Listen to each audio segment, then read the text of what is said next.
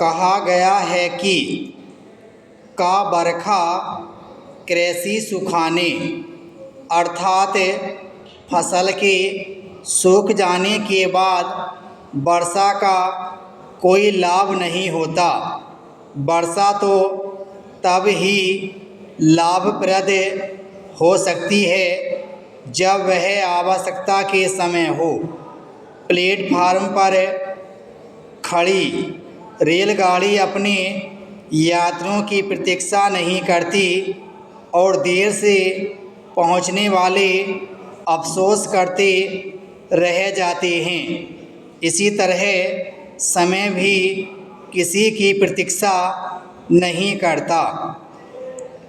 परीक्षा में तो अभी काफ़ी दिन बाकी हैं, कल से पढ़ना शुरू कर देंगे, ऐसा सोचकर बहुत से छात्र कभी नहीं पढ़ते। किंतु परीक्षा नियत समय एवं तिथि पर ही होती है।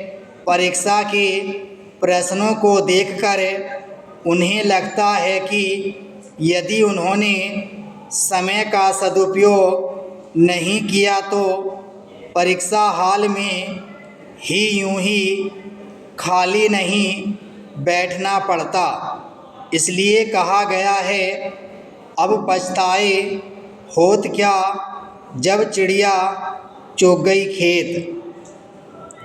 समय के बारे में एक विचार देखिए।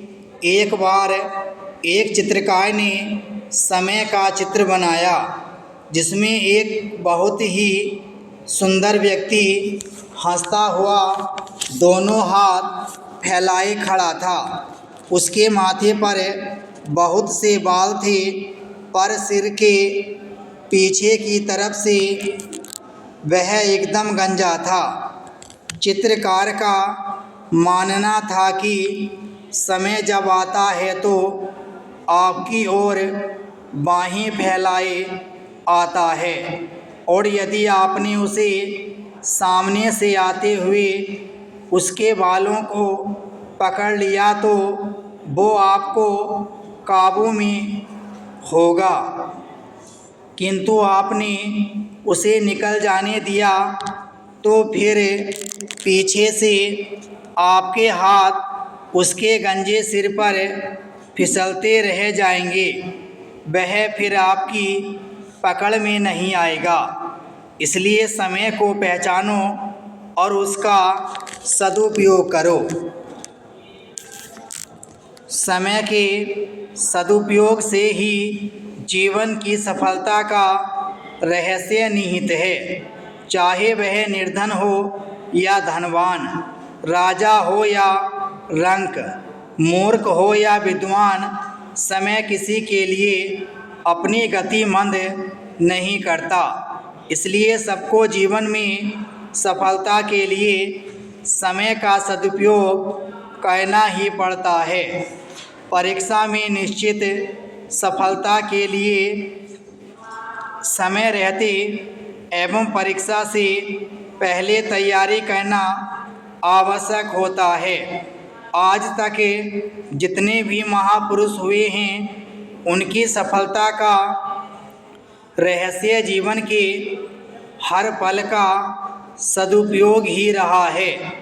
कठिनाइयों एवं संघर्षों का सामना करते हुए वे निरंतर अपने निर्धारित लक्ष्य की ओर बढ़ते रहे और एक दिन अपने लक्ष्य को प्राप्त करने में सफल रहे।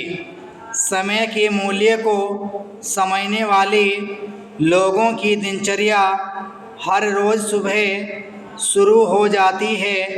बुद्धिमान व्यक्ति अपने अवकाश के समय को भी व्यर्थ नहीं जाने देते, किंतु आलसी एवं अकर्मण्य लोग देर तक सोए रहते हैं। जीवन में प्रत्येक कार्य के लिए नियत समय निर्धारित होता है। पढ़ने के समय पढ़ना चाहिए एवं खेलने के समय खेलना।